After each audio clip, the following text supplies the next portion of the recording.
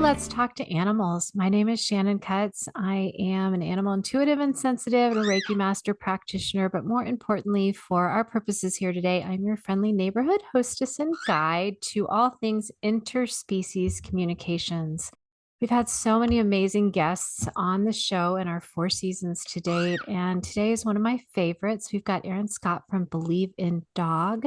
She is a pet parent, a parent. That's PAWRENT for fellow geekazoids who like to make up words.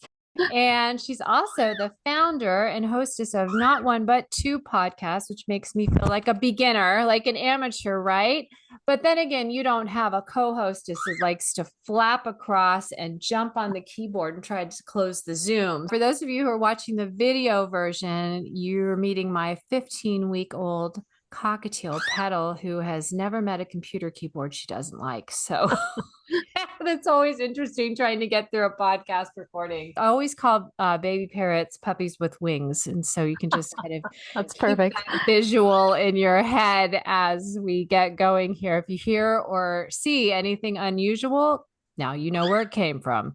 So what we're doing here on Let's Talk to Animals is we're just kind of, first of all, we're leveling the interspecies playing field. We're recognizing that we all have the ability to communicate with one another. We're just kind of opening up our awareness about all the different ways that that can happen. And second of all, we're really trying to demystify and de-woo the intuitive side of life, what some like to call the softer side of life, which really to me, this is about as real as it gets. And we've all got our intuitive pathways. We've all got the intuitive level of our everyday senses of hearing and seeing and smelling and tasting and touching, and those deep aha moments that no one can talk us out of, right? Including ourselves. And so we're just kind of trying to open up some conversation around that, get curious, start wondering. Einstein once said, there's two ways that you can live life. One is if everything is a miracle, and the other is if nothing is a miracle. And I just ask you which sounds better to you. Here on Let's Talk to Animals, we have chosen option A. We love the miraculous. We love the extraordinary. We love how it feels to awaken to our own inner GPS system. And often, how our animals are the first messengers of that in our life. They're the ones that come into our life through soul contracts that we have. They come into our life to wake us up, to help us recognize that we are so much more than we're giving ourselves credit for. And because they do it with such gentleness and unconditional love, we tend to accept it in ways we might not ever accept it from our fellow humans. And so, Erin, you've got a rather unusual story of how you became an animal lover and a parent. And now you and your husband, Tim, you rescue animals, and you've got, at any given time, you may have a full house, and you've got two animal podcasts, and you just do some really amazing work with a local rescue. But as we've been chatting, I've learned that it wasn't always that way. And so you're in the hot seat now. I tell our guests, we always like to start with a little bit of personal history. Take us back. What was it like before you knew how amazing dogs were? What was that like for you? So I will say, when I was very little, my grandparents had a Saint Bernard, and I did love him, but he passed away when I was about 4 or 5. And I really wanted a dog. I loved him. I really wanted a dog. And it was basically like not gonna happen. And I did this thing that I don't know if everybody does, but it's definitely been a pattern I've had to work on in therapy in my life, where it's kind of like, well, I didn't want it anyway, right? And I have no idea what you're talking about. And then I kind of had some just strange encounters with dogs when I was younger. I had like a friend, and I would go over her house, and she had this cocker spaniel, and she'd be like, "Don't get him excited. He piddles." And I didn't know what that meant. And it meant peas on your foot. And then yeah, I had this boyfriend when I was in college, and his family lived near this wooded area, and they had this lab, this yellow lab, and they would just let him run through the woods all the time. And so, I'd come over and I'm trying to look all cute and everything with my outfit, and like this muddy dog would just like tackle me and knock me down and get me muddy. And so I sort of thought dogs were these like muddy, peeing, strange creatures that, And I they didn't can be. I wouldn't really necessarily say you were wrong there. and so I was just like, that's just not for me. And Yeah. when I met my husband, I remember him telling me very early on in the early days of us meeting that, he always loved dogs. He had lived in this kind of series of like crappy CD apartments where you couldn't really have animals, and so it was always his goal to, that we would buy a house and have a yard and get this dog. And he had this vision of the dog he wanted, which was a female brindle pit bull. And so, Wow. Very yeah, specific. very specific, yes. And he had been carrying that vision in his head for almost 10 years by the time that we bought our house Amazing. and got our yard. And I went on the website for our local animal shelter, and right there on the first page was a female brindle pit bull. And Wow. I thought, all right, I guess we're getting a dog, and I always joke I was a reluctant dog owner. I really didn't know about this whole thing, and it really ended up changing my life. I didn't know I was a dog person until I was 25, and nearly 20 years later, here we are. It's just fantastic. Sometimes we do talk ourselves out of the best things in life, right? We do. And then we discover that we can't live without the animal that piddles on the carpet or chews up our earbuds. I moved in with my mother. She's turning 80 and she had a really bad fall right after my father passed away. So I ended up moving in here to help with everything. And sometimes she gets a little bit antsy when my tortoise pees on the wood floor again, and I have to remind her, yes, our house would be cleaner if our animals weren't in it, but there's also a really good chance we no longer would want to live here. So it's all kind of a trade-off. So now you have become a team dog, and somehow that morphed into launching not one but two pet podcasts. And Yeah. so tell us a little bit about that. And because usually when our animals cross our paths, first of all, it's just they're there to love us because we don't get enough of that. We don't allow ourselves to have enough of that, even if it's there. And somehow we're able to allow with our animals in a way we can't, even with other members of our own species. So there is that. But often there's also a calling attached. You started these two podcasts and you've got your own dog health guide. I know that that was prompted by a rather harrowing experience with one of your rescue dogs. And you do some pretty incredible work with a local dog rescue. And so it feels like when dogs entered your life, yes, there was a rekindling of that childhood love. Yes, there was maybe a loosening of some of the, maybe looking cute is overrated. I don't know. But there also feels like that perhaps there was a deeper call or an invitation to actively play a part, not just for your own pets, but for other animals that are in need and other dog parents. So I'd love to hear a little bit about that journey for you. So I'll give you a little bit of the background, and I feel like it's always a little sad to talk about, but I've gone through enough therapy that I can talk about it okay these days. But you know, in 2003, when I met my husband, he had a son from a previous relationship, and in 2003, his son and the mother of his son were killed in a car accident. Oh my goodness, And Erin. it was extremely devastating for us, and it sort of derailed things for a little while.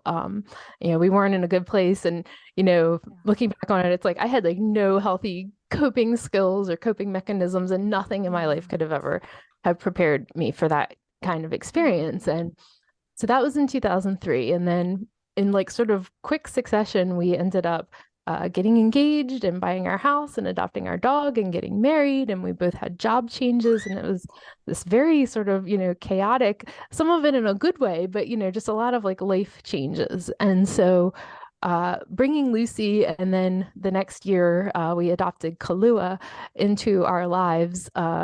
When a lot of it felt like shifting sand, they became like this really positive, like constant healing force in our lives. And so those first couple years that, that they were in our lives, I mean, sometimes they were like the only reason I got out of bed that day, and Yeah. it was it was a really, powerful experience to have them to come home to look forward to get me out the door to take the walk and be in nature and stuff. So um, that's really how I sort of see like those first few years that um, after his loss was the dogs were there really there for us when we needed them. Yeah. And then I think like it's like I kind of got to this point where I felt very healed and I sort of realized a lot of this was because of the dogs and I felt like I wanted to give back. And there was an organization just starting up in Baltimore called Be More Dog. It was a lot of people who all had pit bull dogs, and we ended up launching a program a few years later that we call the Be More Dog Wellness Clinics, where we provide free veterinary care. We do like these pop-up veterinary clinics throughout different neighborhoods in Baltimore. I think we've served like over 4,000 dogs, and we've have like free leashes and collars, and we have partnerships with Wow. other organizations to provide like free dog food, and we do like grooming, like dematting and nail trims and all these sorts of things, and they see a vet, and we can provide a lot of times free medications for things like ear infections, or we've really tried to make it as much like wraparound services. It's really kind of grown over the Wow. year and over the years, and so this has just really lit me up from Yeah, I from can see this. inside. Those of you who are watching the video version, you can see it. I can see it on your face. Like you just come alive as you're talking about it. And I feel like I've met so many amazing people, right? Like Mm. I hear their stories, and I have a friend who left her corporate job and she's now a trick dog trainer. And so Oh, like how her cool is dogs, that? it is, yeah. Like they're in like she was in like Chewy.com TV commercials and all these different like a Mercedes-Benz ad, I mean just all these amazing things Oh, that she's doing. And I know somebody else who left a marketing job and she has a nonprofit and she literally goes like door to door in neighborhoods in Baltimore and starts talking to people about like, do you need anything? Do you have pets? Do you need food? And she kind of creates this like network of people that help each other out in the neighborhood, and they can do like temporary fosters if there's a situation that arises. It's really amazing. And so I was just really inspired by all of these people that I was yes. seeing.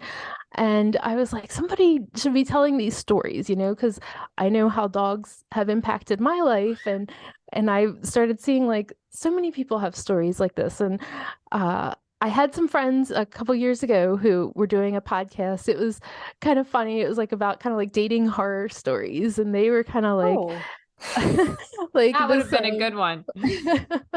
like they made it seem doable, that I could do this. And because I would tell my husband like, oh, somebody should have a podcast to tell these stories, and he's like, I think you should have a podcast to tell these stories. Mm-hmm. And he's always my biggest cheerleader for all of my crazy ideas. So that's how Believe in Dog started, to just, share these stories of how like sometimes this dog comes into your life and nothing is ever the same again. And then, I always joke that I'm like a dog health nerd. I'm very into, like my dogs that I have the same chiropractor because she treats, people and animals. And, our vet does acupuncture and ozone. And I love all these things. And, I've had dogs with like mystery illnesses that like we have a hard time getting like the Yeah. right diagnosis for.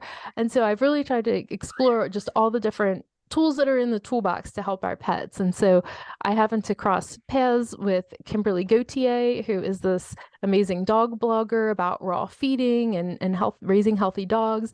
And so we started the second podcast last year called The Alternative Dog Moms, where we kind of share all these different things that we're doing with our dogs, bring on, some of the people that are doing these like cutting edge work or these amazing products that are helping so many animals. And so I get to kind of be both like heart centered with the Believe in Dog podcast and then kind of get like nerdy on my Alternative Dog Moms podcast.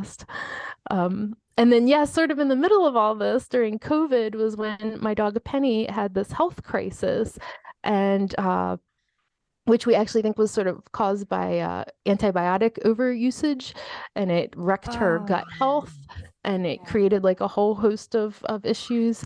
And we were trying just all these different things, with herbal treatment, Chinese Yeah. herbs, and all these different, foot baths, and she had these like sores on her feet. So I was trying to just like keep track of like everything that we're doing, and like, are these things helping or not helping? And that's how I ended up creating my dog health journal system. And what happened was, in the middle of all of this, Penny ended up getting an ear infection. And so we had these drops that we had to put in her ear. And like a day or two later, I realized like she didn't bark at the mailman. And she barks at him every day. Our mailbox is like right Oh. outside on the front of the house, and it like clangs shut, and she slept right through it. And that was very odd. And because of it being like during the quarantine lockdown, I was Mhm. here all day to see this. And then like I had to run out somewhere, and I came back and she was like completely asleep right by the front door, never even Mhm. realized I came in. And I realized that she wasn't hearing things. And I'm thinking, I'm looking at my dog health journal, like, oh, we just started eardrops. She's not hearing things. I contacted our vet and found out that in this like a tiny percentage of dogs, they can have an ototoxicity reaction to these eardrops. And so luckily, fortunately, because we caught it so early, because I have been taking all these notes and making all these notes of what was unusual, we caught it so quickly, and she did end up regaining her hearing. But my vet had only seen that like 4 times in 20 years. So it wasn't Wow. even something that she ever thought, to warn you about. But that was a lesson learned the hard way for sure. So yeah, that's just sort of how all these things have come about, and I've just tried to go with the flow. And like I said, my husband is always my number one cheerleader whenever I'm like, you know what I think I should do, and he's like, let's do it. And so I'm always Mhm. very fortunate to him. Well, you've been his greatest cheerleader too. I mean, when he saw that brindle pit bull, you said, "Okay, let's do it." And so, and he did probably didn't know what he was getting himself into and all the great ideas you were going to have as a result of that, right? Exactly. So, yeah, what a team. What a great team. You mentioned something on, and I forgive me for not knowing which one of your blog sites it was on that I found it, but it really like hit me right in the heart where you said you don't ever want other dog parents to feel alone. And I thought that is the great epidemic today. And we're having these deep experiences with our own animals, and sometimes we're having some very difficult experiences with our animals. And there's a wealth of information out there. There are other pet parents who've gone through this, but we don't know it, or we don't know it at the time it's happening to us. And so there's nothing to ease that loneliness. And I'm curious because you are connected in so many different communities, and you've interviewed so many amazing people who are making an impact. If there's kind of one central theme or need that's emerged from that, what the pet parent community is really calling out for right now, what's like the number one thing that would ease that loneliness? Because it does, and we're even still, it's like the pet people versus the non-pet people. It's like, oh, it's just an animal, get another one. Thankfully that's fading away, but it's like sometimes in our closest communities there's still a lot of that going on. Like, you're having a funeral for a dog. And it was like, yeah, why is that even something you would comment on? And so we look around us and we don't see our passions mirrored back to us. So I'm just curious, like, how many of the people you've interviewed have come to their work out of that place of feeling alone and not wanting? And then is there one thing that maybe we could offer to one another, even that, or just how to, I don't know, it's a big question, but it just really struck me. I thought, because yes, we do feel alone, and in these moments of crisis, especially, we're drowning in our own fear or grief, and there's no existing infrastructure set up. So I'm just curious what your take on that is. So I think that like the two different themes that I've heard over years and that I've experienced in my own ways also is like the agony when something is wrong with your pet and you don't know what it is. And you're trying to get help for them, but like you can't get the right diagnosis, or you try a medication and it's not working and you see that they're suffering and is this the end? I don't know. Um, that's something that I see a lot. And then Mm. similarly, like with behavioral issues, people who have like a really reactive, dog that might, maybe they can't bring it around other dogs, or if they have a very like anxious dog, and I have a little bit of that with my guy Nino, that you're trying like everything that you have in your playbook, to help this situation. And particularly, if your dog, can't be taken around other dogs, is very Yeah. reactive, it's embarrassing. You feel ashamed. You feel like people are judging you. People will end up getting up at 4 in the morning to walk the dog so that they can make sure they don't run into anybody else. Yes. They think they're the only ones going through this.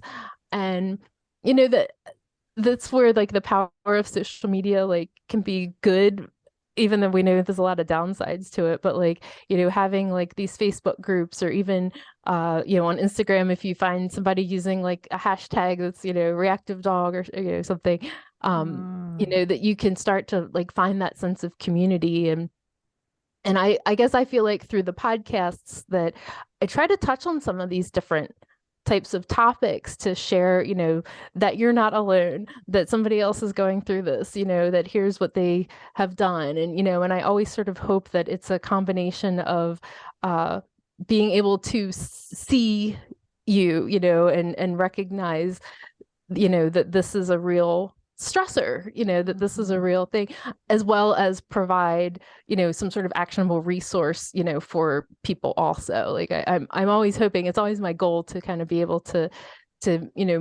understand where you're coming from emotionally, as well as, provide helpful information Yes. and resources. Yes. Oh, brilliant. Brilliant. Yeah, because that emotional support is so key. It's like if we get too psyched out by our own intense emotions around an issue, it can be hard to take any action at all. Our animals are supposed to be, they're our best friends, our closest companions, and yet sometimes they can also be our biggest challenges. Yeah.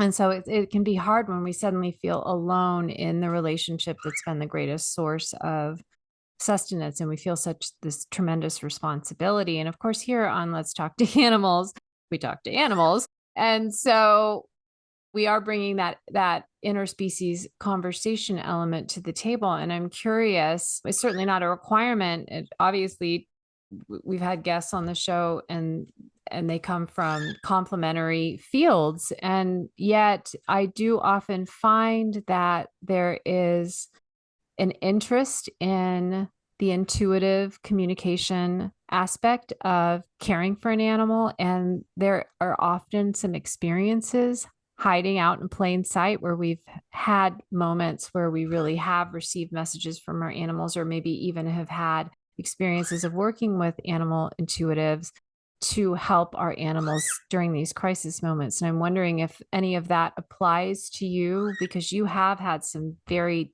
challenging love bonds with some of your animal family.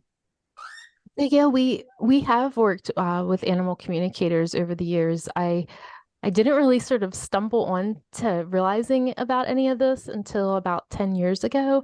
And so it was right around the time that our first girls, Lucy and Kalua, it was like right around the time when they were sick and passing, that I even discovered that this was an option or a thing that was out there.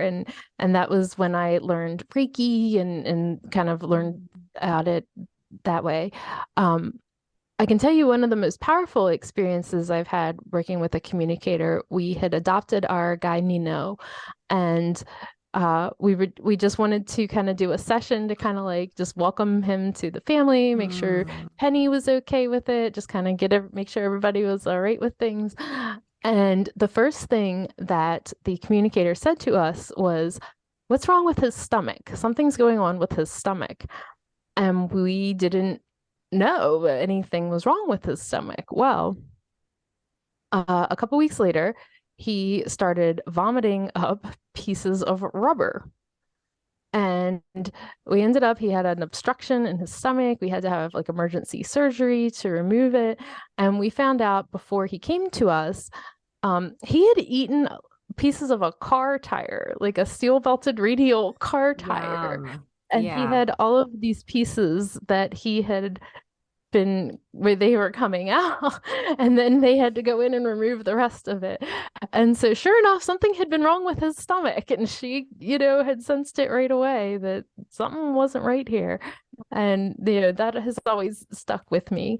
But I'll tell you what's interesting is just that I have learned so much about how our animals are always constantly communicating with us, and whether it's intuitive or whether it's like through their body language. And I can just, and maybe it's better with just my animals since I see them all the time. But even when I go out and if I'm in a large group situation, these festivals where people bring their dogs, and Mhm. and you're watching their body language, and sometimes I'm like, it's just through the grace of dogs being so generous that there aren't more problems, because you start realizing how many people aren't in tune with what their dogs are trying to tell them. And um we had tried to foster a dog at one point when we had Lucy and Kahlua, and we brought a third dog in, and that dog had not had a great start to life. And I think she struggled with dog learning what other dogs were trying to tell her.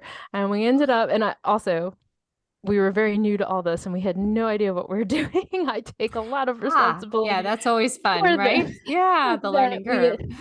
we had this dog fight in our house, and it was really Wow. upsetting. And, in the end, we were able to rehome that other dog. She was really lovely for somebody else, Hmm. but I just looked back at all the times that Lucy had like been trying to tell us that this wasn't working, and like they tried to tell me. And it wasn't until several years later when I got this book and I learned more about like their body language, and I felt horrible, and I just like felt like, oh, she was trying to tell me all these things. And so I've really worked, through all my senses, and intuitive, senses as well, to really understand that they are always trying to talk to us and tell us what's going on, and whether that's with their health or how, and how they're feeling, or what's going on. Like they really do just try so hard, and it's up to us to kind of tune into that, whatever that means for us.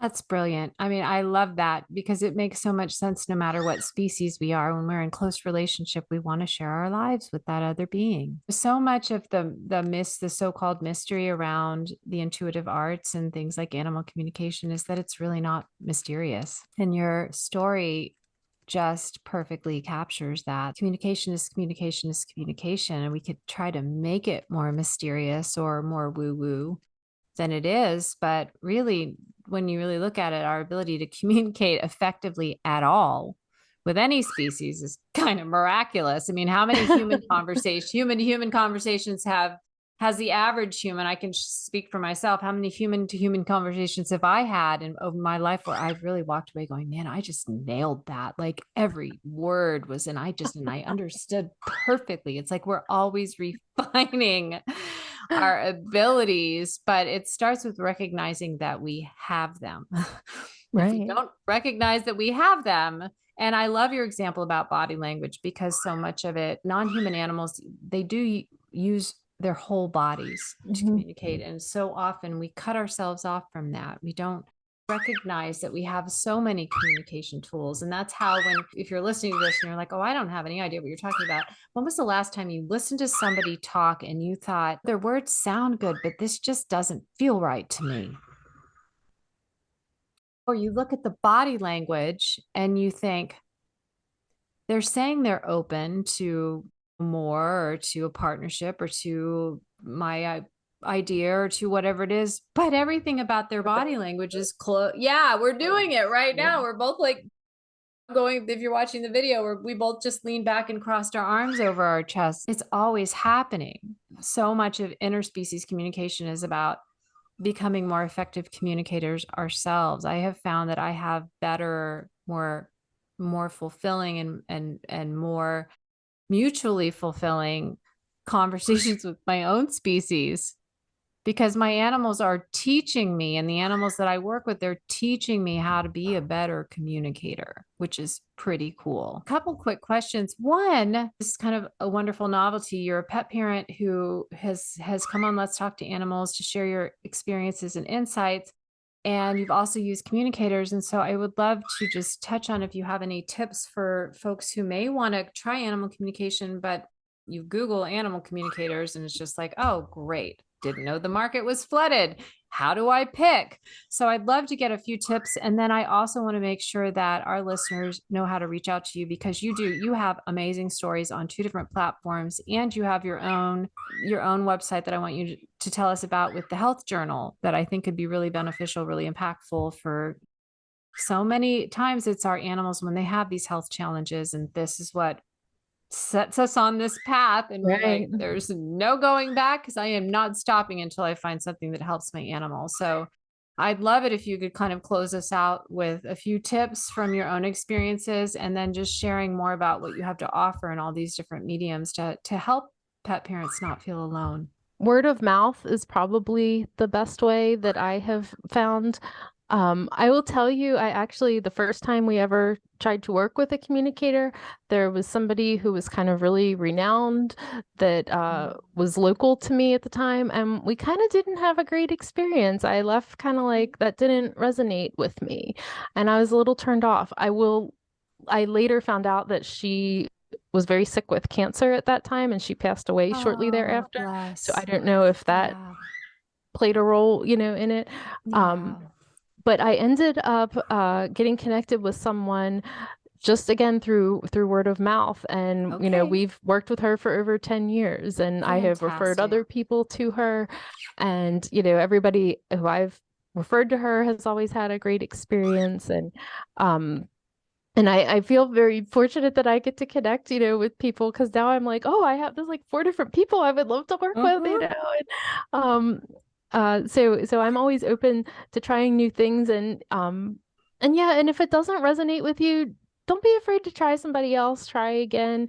It's not always the perfect fit. But that doesn't mean that it doesn't work, or something, as a whole. It just sometimes you just don't click. It's like if you're going to a therapist, sometimes you gotta, it doesn't click and you gotta move on to the next one. Absolutely. One of my coaches says anything that fails in your life, just consider that research.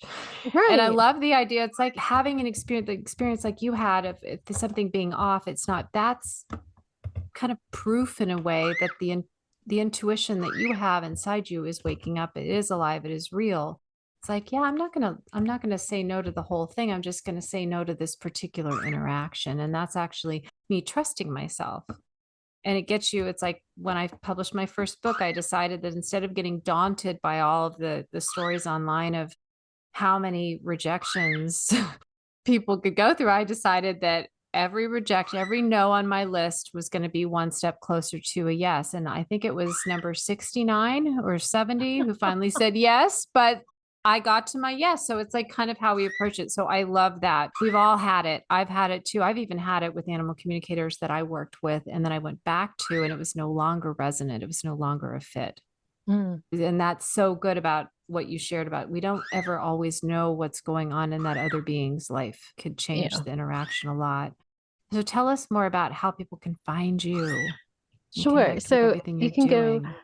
to erinthedogmom.com, and that will link you to both the podcast and the journal. Everything's all right there. Fantastic. And yeah, I'd love for people to come say hi and check out the podcast.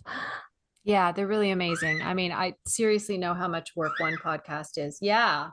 Yeah, especially when you have 3 guests at any one time. Well, it's been absolutely lovely. Thank you again for sharing your time with us Thank today. you. erinthedogmom.com, and we got Believe in Dog and the Alternative Dog Mom.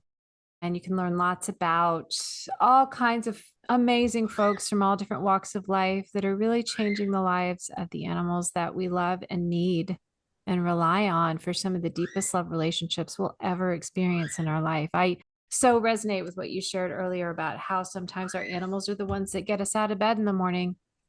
Sometimes they're the only ones that get us up out of Yeah. bed in the morning. thank goodness they're there. And aren't we lucky that we attracted these loving, evolved, amazing, humble, benevolent souls into our lives? And for you, our dear listeners and viewers, thank you for sharing a little bit of your little corner in your world, a little moment in your day with us here at Let's Talk to Animals. Very grateful for your listening ears and your watching eyes. Please do all the things like share, subscribe, because it helps our little show stay alive and vibrant and connected here in the much greater blogosphere. You can always find myself, Petal, Malty, Io, and Flash Gordon over at animallovelanguages.com. And we always love to hear from you. We're doing these episodes every 2 weeks in 2023. Give me a little bit more time to kind of prepare and dive in deep with each episode.